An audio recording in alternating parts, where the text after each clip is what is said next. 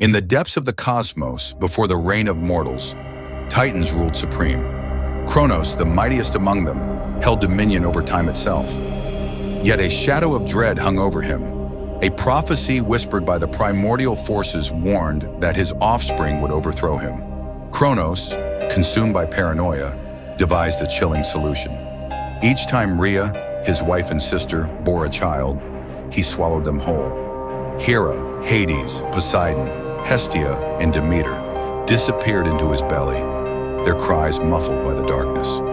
But Rhea, tormented by the loss of her children, sought refuge beneath the moonlit sky. She journeyed across the lands, seeking guidance from Gaia, the Earth Mother. In the sanctuary of Crete, hidden among lush groves, she delivered her sixth child. This one would not fall victim to Kronos' insatiable hunger. She cradled the infant Zeus, whose eyes glowed like flickering stars, and replaced him with a stone wrapped in swaddling cloth.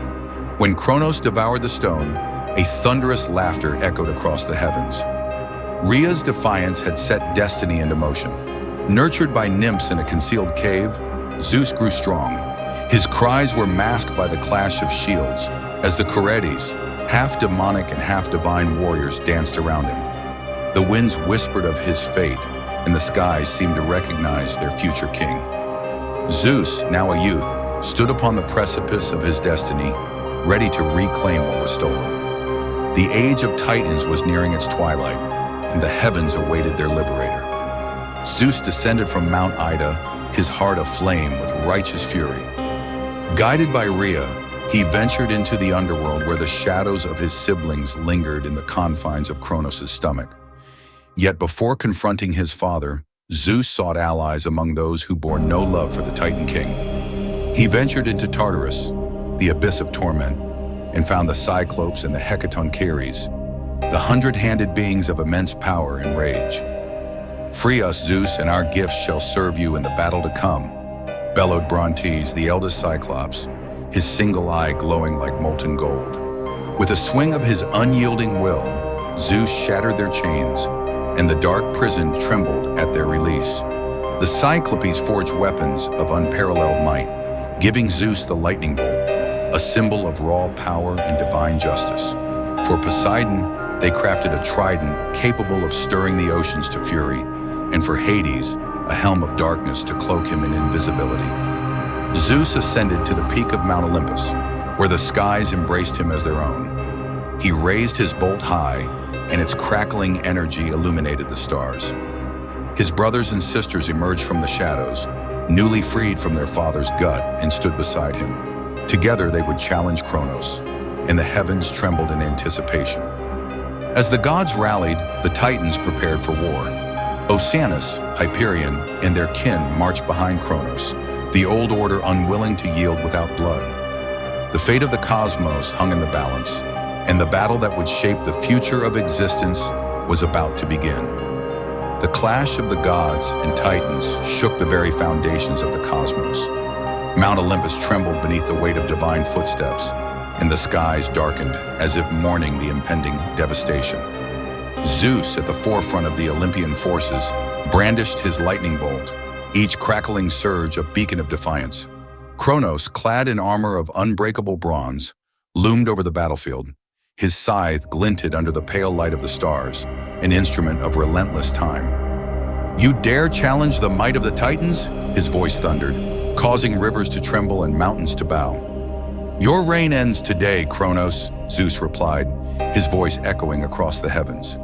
The first strike came from Poseidon, his trident splitting the seas and hurling torrents upon the Titans. Hades followed, slipping into the shadows, striking from unseen angles. The Cyclopes hurled boulders as large as mountains, while the Hecatoncheires, the hundred-handed beings, unleashed storms of fists upon the Titan ranks. Kronos retaliated with a swing of his scythe, cleaving through the air and sundering the land. The Titans fought with ferocity, but for the first time they faced true opposition. The battle raged for days, neither side relenting. In the final moments, Zeus summoned a tempest from the skies, his bolt glowing with the fury of the heavens. With a thunderous roar, he hurled it towards Kronos, striking him in the chest. The Titan King faltered, his form crumbling as the prophecy came to pass. Bound in unbreakable chains, Kronos was cast into Tartarus, his fall signaling the dawn of a new age. The gods stood victorious, their eyes set upon the unclaimed world. Mount Olympus rose above the clouds, a testament to their triumph. Zeus, now king of the gods, gazed down upon the land, knowing that their rule had only just begun. Prometheus stood before Zeus, unrepentant. "I sought to uplift them, not challenge you. Mortals deserve the strength to shape their fate." But Zeus's heart was unmoved. "For your defiance, you shall suffer eternal punishment." Zeus commanded Hephaestus to forge unbreakable chains, and Prometheus was bound to a crag upon the Caucasus Mountains. Each day, an eagle, the symbol of Zeus's wrath, descended to devour his liver, only for it to regenerate by dawn. Yet even as Prometheus endured his torment, he whispered words of rebellion into the wind, and the seeds of defiance took root in the hearts of mortals. Thus began the eternal struggle between the gods and those who dared to challenge their rule. The fire of humanity burned bright, and though Zeus watched from his throne, he knew that no chain could bind the will of man forever. As Olympus basked in its celestial glory, the earth below bore witness to the rise of a new hero, born of both mortal and divine blood. Hercules, son of Zeus and the mortal woman Alcmene, was destined for greatness. From the moment of his birth, Hera's jealousy sought to destroy him, for he was a living reminder of Zeus's infidelity. While still an infant, Hera sent 2 serpents to slay him in his cradle. But Hercules, with strength unmatched even at that tender age, strangled the creatures with his bare hands. This was but the first sign of his extraordinary destiny. As he grew, Hercules' feats became legend. He bested wild beasts, wrestled giants, and bent the will of nature itself. Yet Hera's hatred lingered, and through her machinations, Hercules was driven to madness. In his blind rage, he committed unspeakable acts, slaying his own wife and children. Racked with guilt, Hercules sought redemption. Zeus, though pained by his son's suffering, decreed that Hercules must undergo 12 impossible labors to atone for his sins. Thus began a journey that would carve Hercules' name into the annals of myth. From slaying the Nemean lion to capturing the golden hind of Artemis, Hercules faced trials that tested not only his strength, but his will and resolve. In each labor, he grew wiser, transforming from a warrior driven by fury to a hero shaped by resilience and honor. As Hercules neared the completion of his labors, Zeus watched with pride. Yet deep in the shadows of the underworld, Hades observed with growing unease. For even the gods could not ignore the whispers of prophecy that foretold Hercules' role in the downfall of Olympus. Peace upon Olympus was always fleeting. As mortals grew bold under the light of Prometheus' fire, the Earth Mother Gaia stirred in discontent. Her rage at the imprisonment of her Titan children birthed a new threat, the Gigantes, giants born of the Earth's fury. With bodies towering like mountains and the strength of Titans, the Gigantes rose from the ground, shaking the heavens with their might. Led by Alcyoneus and Porphyrion, they sought to overthrow the Olympian order and restore the Titans to power. Zeus, sensing the tremors of war, summoned the gods to arms. The Gigantes rise from the womb of Gaia. They seek to shatter Olympus and undo our dominion. We must stand united or risk eternal ruin. The battle that followed shook the very foundations of the cosmos. Mount Olympus blazed with lightning, while Poseidon's trident split the seas, and Hades' shadows crept across the battlefield. Yet the Gigantes could not be slain by gods alone. Only the strength of mortals could bring their downfall. Hercules, still laboring under his penance, rose to the challenge. With bow in hand and lion's pelt upon his shoulders, he struck down Alcyoneus, ending the giant's rampage. One by one, the Gigantes fell, their colossal forms crumbling into the earth. At the battle's end, Zeus stood before his kin, victorious yet weary. Olympus stands, but the earth's wrath will not cease. We must prepare for the trials yet to come. The gods retreated to their thrones, but as Zeus gazed upon the stars, he knew that even greater storms loomed beyond the horizon. In the age of mortal kings and heroes, Zeus' gaze often wandered to the affairs of men. It was in the land of Troy that the seeds of divine conflict were sown, for even the gods could not escape the web of mortal desire. At the wedding of Peleus and Thetis, the goddess Eris, uninvited and scorned, cast a golden apple inscribed with the words, "To the fairest." Hera, Athena, and Aphrodite each claimed the prize, but none could agree on who was most deserving. Turning to Zeus for judgment, the king of gods deferred, unwilling to bear the brunt of their rivalry. Instead, he appointed Paris, prince of Troy, to decide their fates. As the echoes of battle faded and the dust of war settled over the broken fields of the cosmos, Zeus gathered his siblings atop Mount Olympus. Their victory over the Titans was absolute, but the spoils of war required division. The world was vast, and each god yearned for dominion over its elements. Before them lay the sky, the sea, and the underworld, realms vast and eternal. Zeus, standing tall and unyielding, addressed his brothers, Poseidon and Hades. "The time has come to divide the realms among us. Let fate decide our dominions." In agreement, the three brothers knelt upon the cold stone of Olympus, and from the silver threads of the fates they drew lots. Zeus's hand emerged with the sky, Poseidon claimed the sea, and Hades was left with the underworld's dark and silent expanse. "The skies are mine," Zeus declared, his voice echoing across the heavens. "From the clouds I shall watch over gods and mortals alike. The thunder and lightning shall answer me."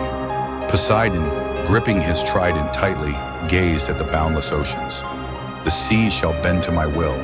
I will stir the waves and shape the tides, commanding the waters that cradle the earth." Hades, silent and stoic, accepted his fate. "The underworld shall be my kingdom. I will guard the dead and ensure that no soul escapes its depths." Though Hades' realm was dark and foreboding, none could deny its power. The balance of life and death, prosperity and decay, now lay in his cold hands. The division was sealed, but Zeus, ever mindful of the lingering presence of the Titans, decreed one final act. "Let Tartarus be their prison. Kronos and his kin shall remain bound within its depths for all eternity." "Guard them well, brother," Zeus commanded, nodding towards Hades. With the realms thus divided, the three brothers descended to their domains. Olympus shone brightly above the earth, a beacon of divine power. Poseidon plunged into the oceans, raising palaces of coral and pearl beneath the waves. Hades withdrew into the underworld, where shadows danced and the souls of the dead whispered his name. Yet as Zeus stood upon his throne, lightning crackling at his fingertips, he could not shake the feeling that this peace was fragile. The world of gods and mortals was still young, and in the depths of Tartarus, the echoes of Kronos' wrath persisted, like a storm waiting to return. As the cosmos settled into a newfound order, Zeus grew restless upon his throne. The skies bent to his will, but his mind remained uneasy, haunted by visions of rebellion and betrayal. One evening, as he gazed upon the shimmering expanse of stars, a new prophecy was whispered by the winds. A child of great wisdom and power would rise, and though destined to serve the heavens, she would be born from Zeus himself. Metis, the goddess of wisdom and cunning, was Zeus' first love and trusted confidant. Yet her fate was entwined with the prophecy. The fates warned that if she bore a son, he would surpass Zeus and challenge his throne. Consumed by fear and ambition, Zeus took drastic measures. As Metis knelt beside him, he swallowed her whole, hoping to silence destiny. For months, Zeus's mind blazed with new insight. Metis' wisdom coursed through his veins, but so too did the seed of creation. One fateful morning, as the first light kissed Mount Olympus, Zeus gripped his head in agony. Thunder cracked, and the skies wept as Hephaestus, the divine smith, cleaved Zeus's skull with a mighty strike. From within emerged Athena, fully grown and armored, her spear gleaming like the morning sun. The gods marveled at the sight. Athena bowed before her father, her eyes reflecting both the calm of Metis and the storm of Zeus. "I am your daughter, born of wisdom and strength," she proclaimed. Zeus beheld her with pride and fear alike. "You shall stand beside me, Athena, and protect the realm of gods and mortals. Let no force defy the will of Olympus." Thus Athena took her place as the goddess of wisdom and war, a beacon of strategy and justice. Yet deep within Zeus' heart, the shadow of prophecy lingered, a reminder that even the mightiest gods could not escape the threads of fate.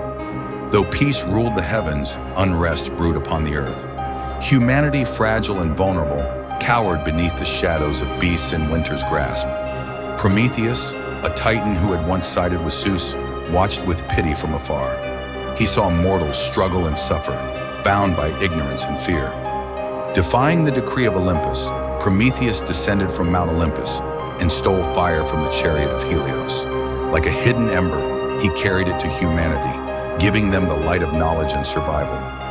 Flames danced upon the earth for the first time, and mankind rose from the dark, forging tools and building great cities. When Zeus learned of Prometheus' actions, his fury roared across the heavens. "How dare he defy the will of the gods?" Zeus thundered.